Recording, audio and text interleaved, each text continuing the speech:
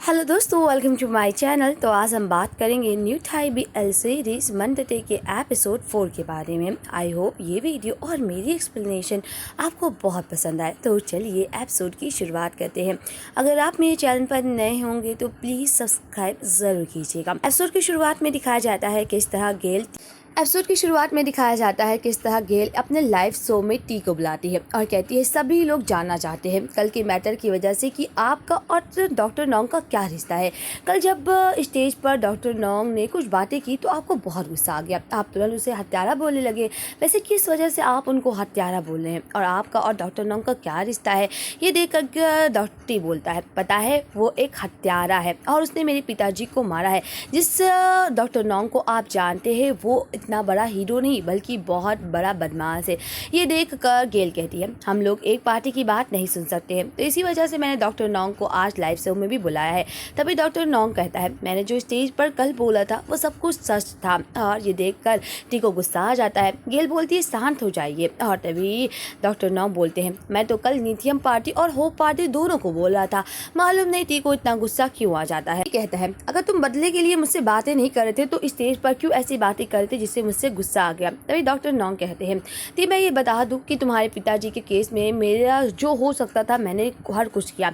ये सुनकर गेल कहती है सालों पहले उस केस में क्या हुआ था क्या आप लोग बताना चाहेंगे? तभी टी बताता है कि डॉक्टर नोंग और मेरे पिता एक ही विलेज चीफ के उम्मीदवार थे और दोनों ने एक दूसरे को गोली मार दिया था। पहले मेरे पिताजी ने डॉक्टर नोंग के पिता को मारा और डॉक्टर नोंग के पिता ने मुझे मार दिया। सब जानते थे कि डॉक्टर नोंग के पिता सर्वाइव हेल्थ नहीं है, पर उसने मेरे पिताजी को बचाने के बजाय अपने पिता को इलाज किया, जबकि मेरे पिताजी को ऐसे मरने के लिए छोड़ दिया। और इसी वजह से आज हेडमैन डॉक्टर नोंग के पिता है, ना कि मेरे पिता, और मेरे पिता को इसने मार डाला। ये सुनकर डॉक्टर नोंग कहते हैं सच बताऊं तो ये बात ऐसी नहीं हुई थी। मेरे पिताजी अपने घर में थे और मैं भी उस वक्त हॉस्पिटल में था। तुम्हारे पिताजी गुस्से में आए, मेरे घर के सामने आए क्योंकि उन्हें बहुत गुस्सा लगा था कि मेरे पिताजी हेडमैन चुनाव के लिए उम्मीदवार हैं। और जब तुम्हारे पिताजी मेरे पिताजी को गोली मारे तो मैं उन्होंने भी गोली मार दिया। सबसे पहले मैंने तुम्हारे पिताजी को बचाया, पर सभी लोग जानते हैं कि आप एक डॉक्टर हैं, पर आप चाहे जितनी भी कोशिश कर लें पर ऊपर वाला फैसला ही करता है। मैंने बहुत कोशिश की पर टी के पिताजी को मैंने नहीं बचाया और एक करिश्मा ही था कि मैंने अपने पिता का इलाज भी नहीं किया, पर उनकी जान अभी भी जिंदा थी। और यही बात है, मैं टी को पहले बता दिया है और मैं कुछ डॉक्यूमेंट्स भी दिखाना चाहता हूँ कि कोर्ट ने मुझे साबित कर दिया है कि मेरी कोई गलती नहीं थी। मैं एक डॉक्टर के रूप में जो भी कर सकता था मैंने वो सब कुछ किया। टी कहता है डॉक्टर नोंग तुम गलत हो और तुम्हारे पास तो गवाह थे, तुमने जो चाहो तुम कर सकते हो क्योंकि वो तुम्हारे लोग हैं और तुम सबूतों के साथ भी कुछ खेल सकते हो, पर तुमने मेरे पिताजी को भेजा है और तुम्हें जेल भी जाना होगा। गेल कहती है आज के लिए बस इतना ही। मुझे लगता है कि हम लोगों को यहीं पर ये लाइव शो रोक देना चाहिए। वहीं दूसरी तरफ डॉक्टर नोंग के पिताजी अपनी बेटी के पास आते हैं जो कि अभी भी कोमा में और जिसे अभी भी होश नहीं आया है।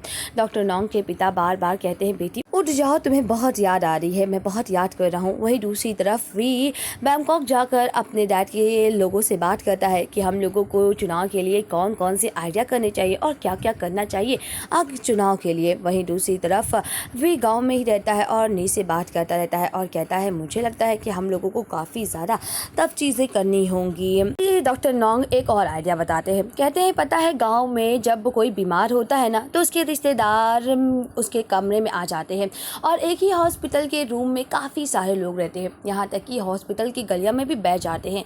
मुझे लगता है कि इस पर भी हम लोगों को एक नई पॉलिसी बनाना चाहिए और जो भी घर वाले उनके लिए एक नया रूम बनाना चाहिए जिससे कि वो वेट कर पाए। ये सुनकर वो कहती ओ ऐसी बात है।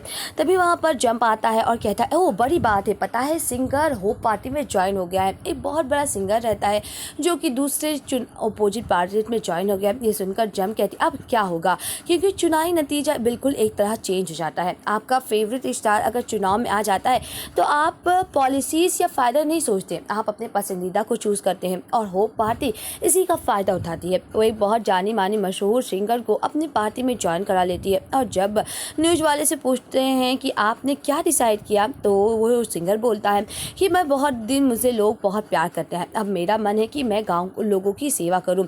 और जैसे ही ये वी के डैड को पता चलता है तो वी के डैड कहते हैं अब तुम इसे कैसे करोगे, पता है ना लोग कोई पॉलिसी या फ़ायदा नहीं देखते, बस वो अपने लोगों को जीतना चाहते हैं और मुझे लगता है कि इस बार तुम हार ही जाओगे। अगर तुमसे नहीं होता है तो जेट को ये सब करने दो। वी जेट का सौतेला भाई है और जैसे ही वी जेट का नाम सुनता है वो काफ़ी ज़्यादा गुस्सा हो जाता है क्योंकि उसके डैड उस पर विश्वास ही नहीं रखते हैं और कहते हैं अगर तुम ये प्रॉब्लम नहीं सोल्व कर पाओगे तो मुझे लगता है कि जेट के पास एक बैकअप प्लान है, वो ये सब कर सकता है। दूसरी तरफ वी होप पार्टी के चुनाव लीडर से मिलता है जो कि होप पार्टी का चुनाव लीडर है और उससे कहता है कि मैं यहाँ पे गुस्सा तुम्हें दिखाने नहीं आया हूँ। और वो कहता है ओह तुम मुझे गुस्सा नहीं दिखाने आए हो तो फिर मुझसे मिलने क्यों आए हो। वो लोग सीक्रेट मीटिंग करते हैं। दूसरी तरफ दिखाया जाता है कि जब डॉक्टर नोंग अपना चुनाव प्रचार करते रहते हैं और जैसे होप पार्टी की अश्विन की फ़ोटो आती है सभी लोग अश्विन के पीछे चले जाते हैं। मतलब लोग पसंदीदा को ज़्यादा महत्व दे रहे हैं ना कि अपनी पॉलिसीज़ पर। वहीं दूसरी तरफ डॉक्टर नोंग अपनी बहन के पास जाते और कहते हैं चाहे जो भी हो जाए मैंने तुमसे प्रॉमिस किया और मैं ये ज़रूर करूँगा, मैं ये नई पॉलिसी ज़रूर लाऊंगा। और तभी डॉक्टर नोंग वे को फ़ोन लगाते और कहते हैं मेरे पास कोई तरीका है जिससे कि हम लोग चुनाव प्रचार जीत सकते हैं। ये देखकर वी कहता है क्या तुम्हें सच में लगता है। दूसरी तरफ वी आता है यंग सियाम पार्टी जो कि उनका ही एक कार्यक्रम रहता है और उसमें कहता है मैं आप लोगों को दिखाना चाहूँगा किस तरह हमारी पॉलिसीज़ आपको एक नया रूप देखना चाहेंगे। सभी लोग चुनाव के अलग अलग लोग आते हैं और तभी डॉक्टर नोंग आते हैं और कहते हैं बता है डॉक्टर, और वो अपनी बहन की फ़ोटो दिखाता है और कहता है ये जो लड़की है वो मेरी बहन है और इसे डॉक्टर निंग कहते हैं। ये मेरी बहन है और मेरी तरह एक बहुत ही अच्छी डॉक्टर बनना चाहती थी। डॉक्टर नोंग एक अच्छी डॉक्टर थी, वो अपनी सारी परफॉर्म ड्यूटी करती थी। पता है एक दिन उनका एक्सीडेंट हो जाता है और वो एक्सीडेंट का कारण क्या है क्या आप जानना चाहेंगे। एक डॉक्टर जो हर दिन काम करती है, जो अपनी नींद को भी मार कर अपना ड्यूटी करती है क्योंकि उनका काम ही है उनका इलाज उनकी ड्यूटी करना। पर यही सबसे बड़ी गलती है, डॉक्टर भी इंसानों की तरह एक इंसान होते हैं।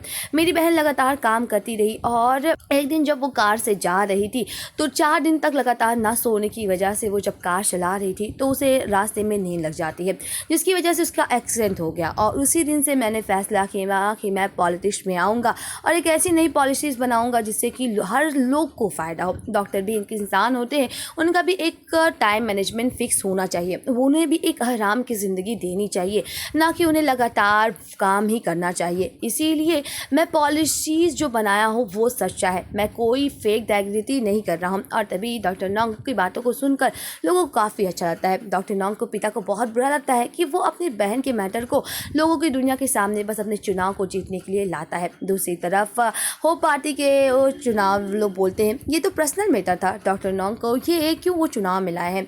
गेल बताती है कि लोग की अलग अलग भावना है। दूसरी तरफ एक साधु रहता है और कहता है ये सब कर्मा है, मुझे लगता है कि हम लोग को डॉक्टर नोंग को वोट देना चाहिए। तभी जम कहता है डॉक्टर नोंग तो हमारे साइड में है। तो नहीं कहती नहीं मैंने उन्हें पैसा दिया है, पता है आजकल बुद्धिस्ट को भी पैसा देना पड़ता है। तभी जम कहता है क्यों ना हम लोग एक नई पॉलिसी बनाएं जिससे साधुओं के ऊपर भी हम लोग इनकम टैक्स बैठा पाए। ये सुनकर जम कहती है ओ नहीं कहती ओ ऐसी बात है, तब तो वो लोग हमारी पार्टी को ही डिज़ॉल्व कराने लगेंगे। और दूसरी तरफ भी सोचता रहता है कि कोई तरीका हो जिससे कि हम लोग जल्द से जल्द चुनाव जीत जाए। दूसरी अपोजिशन पार्टी चाहे जो भी करे पर हम लोग चुनाव जीते। रात हो जाती है, सभी लोग सो जाते हैं पर वी जागता रहता है क्योंकि उसे अपने भाई से आगे निकालना होता है। और तभी नी उठती और कहती ओ मुझे लगता है नहाना चाहिए क्योंकि मेरी आंखों के नीचे इतनी डार्क सर्कल आ गए हैं। और तभी वी कहता है कि जाओ सो जाओ, पर नहीं कहती नहीं जब तक मेरा काम नहीं होगा तब नहीं। तभी वी को कल रात की बात याद आ जाती है। किस तरह वो होप पार्टी के चुनाव अपोजिशन पार्टी के लीडर से बात किया जाता है और कहता है तुम्हें क्या लगता है डॉक्टर नोंग एक डॉक्टर है, उन्होंने काफ़ी सारी मेडिसिन का यूज़ किया है, क्या तुम जानते हो वो किस तरह की मेडिसिन यूज़ करे हैं। ये सुनकर वी सोचता रहता है कि वो डॉक्टर नोंग से पूछे या ना पूछे। और तभी डॉक्टर नोंग बोलते तो मुझे इस तरह क्यों देख रहे हो। वहाँ पर नहीं आती और कहती है टीवी को देखो कुछ तो अलग बात हो रहा है। तभी वहाँ पर लिथियम पार्टी का एक और दावा होता है कि वो लोग एक अलग सा केस ठोक रहे हैं डॉक्टर नोंग के पार्टी पर। किस तरह डॉक्टर नोंग जो पॉलिसीज़ की बात कर रहे हैं वो गलत है। ये सुनकर नहीं कहती अब हम लोग क्या करेंगे क्योंकि सब जगह हम लोगों की बैन बची पड़ी है और अब हम लोग क्या करें। वहीं दूसरी तरफ जब वी के डैड पूछते क्या तुम्हारे पास कोई प्लान है तो वी कहता है मेरे पास ये प्लान प्लान है। तो उसके डैड कहते हैं तुम्हें क्या लगता है, क्या ये एक खेल का मैदान है जो तुम खेल लोगे। और तभी वी कहता है हमारा चुनाव प्रचार काफ़ी अच्छा चल रहा था, पर इस ट्रेंड की वजह से हम लोगों का चुनाव प्रचार पीछे हो गया है। तो उसके डैड कहते हैं क्या तुम्हारे पास कोई प्लान है। तो वी कहता है हाँ मेरे पास कोई प्लान है। और तभी वी के डैड कहते हैं अगर तुम स्टेज पर फेल हो गए तो समझ लो कि दुनिया के सामने तुम आत्महत्या कर रहे हो। दूसरी तरफ वी जब आता है तो ये लोग खाना बनाते रहते हैं और वी काफ़ी ज़्यादा उदास रहता है, क्योंकि आपके पेरेंट्स जब आपके ऊपर विश्वास ना करें तो ये दुख का वजह काफ़ी रहता है। नोंग उसे समझाता है और कहता है रोना चाहते हो तो रो सकते हो। और तभी डॉक्टर नोंग वी का मूड चेंज करने के लिए थोड़ा डांस करते हैं और कहते हैं चाहे जो भी हो जाए पर हम लोग इस मुसीबत से भी निकल जाएंगे और हम ही ये चुनाव जीतेंगे चाहे जो भी हो जाए। और दूसरी तरफ दिखाया जाता है किस तरह नहीं बोलती है मेरे पास एक आइडिया है जो कि हम लोग जीत सकते हैं, क्या डॉक्टर नोंग एक्सेप्ट करेंगे। तो डॉक्टर नोंग कहता है इस समय चाहे जो भी मिलेगा मैं वो एक्सेप्ट करूँगा। दूसरी तरफ वी और डॉक्टर नोंग अपनी BL वीडियो देखते हैं। ये देखकर डॉक्टर नोंग थोड़ा शर्माता रहता है और कहता है मुझे नहीं लगता है, मैं बस चाहता हूँ कि लोग ट्रेंड को ना सोचकर अपना फ़ायदा सोचे। लोग बस ये चाहते हैं कि उनका पसंदीदा लोग जीते, पर मैं चाहता हूँ कि लोग अपना फ़ायदे के बारे में सोचें। जो पॉलिसीज़ मैं बता रहा हूँ उससे लोगों को सच में फ़ायदा होगा। और पॉलिटिशियन एक ड्रामा नहीं है, मैं बस लोगों को ये चाहता हूँ कि वो इस नज़र से देखें। और तभी वी कहता है मैं जानता हूँ पर सच बताऊँ कि लोग इसी तरह देखते हैं। और तभी जम कहता है पता है हमारे गाँव के लोग नए जनरेशन टीनेजर क्या समझते हैं, वो सोचते हैं कि कौन अच्छा नेता है और कौन बदमाश। वो एक मूवी की तरह राजनीतिक को देखते हैं। मुझे लगता है कि अगर हमारे नई जनरेशन को टारगेट बनाना है तो हम लोगों को ऐसा ही करना होगा। और तभी नोंग कहता है वैसे ये बात सच नहीं है कि मैं वे और वी रिलेशनशिप में। वी कहता है ओह हम मतलब तुम्हारा कपल। दूसरी तरफ वी और नोंग की ये वीडियो वायरल हो जाती है जो कि नई जनरेशन को काफ़ी पसंद आती है। और जब डॉक्टर नी और वी कैफ़े में खाना खाते रहते हैं तो कुछ लोग उनकी फ़ोटो खींचते हैं। अब वो लोग हो पार्टी के बराबर आ जाते हैं और ये देखकर न्यूज़ रिपोर्टर कहते हैं लगता है न्यू जनरेशन के लोग ये ट्रेंड को फॉलो कर रहे हैं। दूसरी तरफ वे फिर से अपने अपोजिशन पार्टी हो पार्टी के लीडर से मिलता है और कहता है कि तुम चाहे जो भी कर लो पर हम लोग ये जीतेंगे और स्टेज पर डॉक्टर नोंग तुम्हारा मुंह जरूर तोड़ेगा। दूसरी तरफ वी और डॉक्टर नोंग बात करते रहते हैं और तभी डॉक्टर नोंग कहते हैं कि तो पता है ये पॉलिसीज काफ़ी टफ है, क्योंकि कुछ ही दिनों के बाद एक स्टेज परफॉर्मेंस होगा जहाँ पर तीनों पार्टियों को अपनी पॉलिसीज़ के बारे में पूरी तरीके से बताना होगा और ये बताना होगा कि उनकी नई पॉलिसीज़ थाईलैंड में बदलाव कैसे लाएंगी। और दूसरी तरफ वी अपने ओपोजिशन पार्टी से बात करता रहता है और कहता है मैं जानता हूँ कि तुम डॉक्टर नोंग को कम समझ रहे हो पर मैं ये उम्मीद करूँगा कि डॉक्टर नोंग सही है। दूसरी तरफ वी डॉक्टर नोंग को उस आदमी के बारे में बताता है और कहता है पता है वो अपने डैड की पार्टी में काम करता था पर जैसे ही वो अब्रॉड गया वो काफ़ी अच्छा हो गया। ये सुनकर डॉक्टर नोंग कहते हैं वी तुम्हें उसके बारे में इतना कैसे पता है। वी कहता है हम लोग साथ में पढ़े हैं। ये देखकर जम कहती है बता दो नहीं, डॉक्टर नोंग को शक होगा। हर तभी वी कहता है वो मेरा एक्स बॉयफ्रेंड था। ये सुनकर डॉक्टर नोंग के होश उड़ जाते हैं, क्योंकि डॉक्टर नोंग को कहीं ना कहीं जेलसी भी फील होती है कि वी अपने एक्स बॉयफ्रेंड के साथ विरोधी टीम है। और ये सुनकर डॉक्टर नोंग कहते ओह ऐसी बात है। तो वी कहता है सच बताऊँ तो वो सच में कह रहा था कि मुझे तुम्हें नहीं चूज़ करना चाहिए, क्या मुझे तुम्हें सच में चूज़ नहीं करना चाहिए। तो डॉक्टर नोंग कहते ओह ऐसी बात है ना, तो मैं तुम्हें स्टेज पर दिखा दूंगा कि तुम्हारा एक्स बॉयफ्रेंड अच्छा है कि मैं अच्छा हूँ। और तभी डॉक्टर नोंग भी काफ़ी तैयारी करने लगता है और ये सीन काफ़ी क्यूट रहता है। और अब वक्त आता है कि स्टेज परफॉर्मेंस में किस तरह तीनों पार्टी के रिप्रेजेंटेटिव आते और अपना अपना पॉलिसीज़ बताते किससे कि थाईलैंड को और फ़ायदा होगा।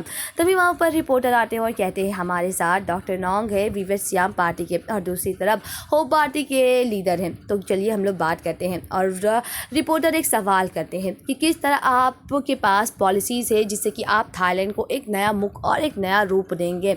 और सबसे पहले सवाल डॉक्टर नोंग और दूसरे अपोजिशन पार्टी से करते हैं। तो डॉक्टर नोंग कहता है मुझे लगता है कि दूसरी पार्टी को ये जवाब देना चाहिए। डॉक्टर नोंग तो ये सवाल का जवाब नहीं देते, पर जो दूसरा पार्टी यानी कि वी का एक्स बॉयफ्रेंड रहता है वो विदेश का पढ़ कर आया है और उसके पास काफ़ी ज़्यादा नॉलेजेबल है और उसके डैड भी वो रहते हैं। तो इसी वजह से वो काफ़ी सारे पॉलिसीज़ को बताता है और कहता है मुझे लगता है कि हमारे थाई के लोग जो टीनेजर है वो थाई का गाना नहीं सुन रहे हैं बल्कि वो इंटरनेशनल का गाना पसंद करते हैं। तो मुझे लगता है कि हमारे थाई डांस और थाई गाने को इतना ज़्यादा आगे बढ़ाना चाहिए कि वो इंटरनेशनल को बढ़ा पाए। मुझे लगता है कि हमारे पास 5+ और 5 टीम है जो कि थाईलैंड को एक नया रूप देगी और हमारी कंपनी चूज़ करने से थाईलैंड को नया रुख मिलेगा। मैं ये देता हूँ। जब डॉक्टर नोंग की बारी आती है तो वो चुप हो जाते हैं, उनके पास कोई जवाब नहीं रहता क्योंकि उन्हें ये सवाल का जवाब असल में पता ही नहीं रहता है। ये सुनकर डॉक्टर नॉन्ग चुप हो जाते हैं।